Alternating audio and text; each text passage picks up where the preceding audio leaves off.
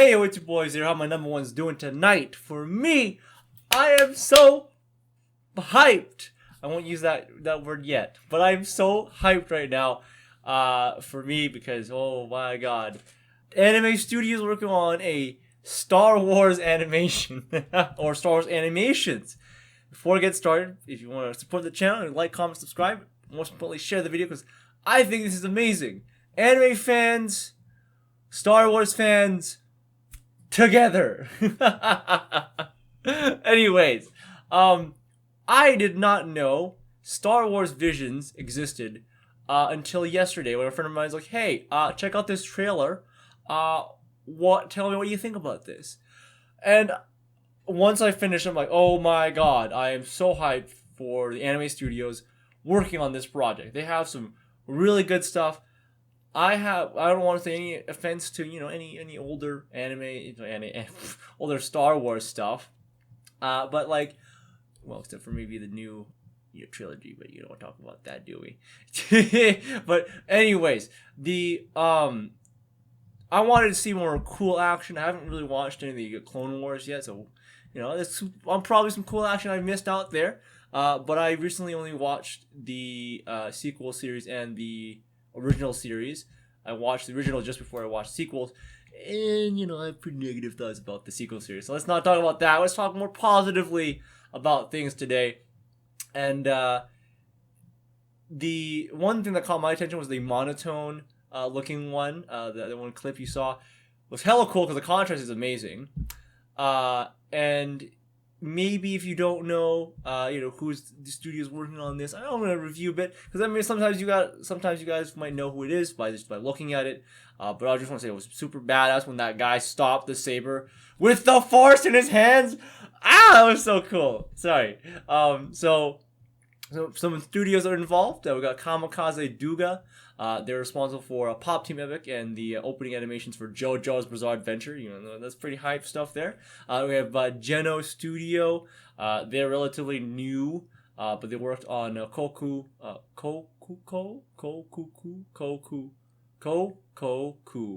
Moment by Moment. I can't read that. That's really hard to read.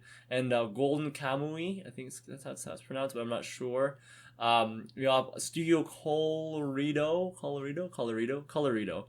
which made Burn the Witch last year. They're relatively new. I'm sure they did some in-between work or other stuff as well. Studio Trigger, which is one of the big headliners. Anyone who's seen anything by Trigger should have recognized that one with Waifu General Grievous, as one of my friends called him. The one with multiple arms and red sabers and the whip sabers at that. What the heck? What's going on? If you don't know who they are, they worked on Kill la Kill and Little Witch Academia, as well as Kisniver. I really loved Kisniver. I need to finish Kill la Kill eventually. Well, I'm gonna working on that, We also have Kinema Citrus. If you don't know who that is, they're the guys who made Main Abyss and Rising of the Shield Hero. They're also planning to do season 2 on that. Mwah! And I don't know if you guys know, but I really do love the music from Main Abyss. Who's it by? Oh no, none other than Mr. Kevin Penkin. As you can see here, is also working on Visions. So, whoo! I am extremely hyped. His music is amazing. I love it. So, he's extremely honored, as you can see. But I'm so excited because I love it. I don't know if he's the one that did the music for the trailer, which I forgot. I'll tell you. I'm going to leave that in the description below for you guys to watch. But I don't know if he did that. But if he did, it's such a good rendition of the Star Wars Force song. Oh my god. It's so good. We also have Science Saru. They did Yokai Watch the Movie, Space Dandy, and Devilman Crybaby. Delicious stuff. And Studio IG is the sixth one, I think six, on the list as well. They did various Ghost in the Shell movies. They did Psychopaths and, I don't know if you've heard of Attack on Titan. So very, very awesome collection of studios they have together.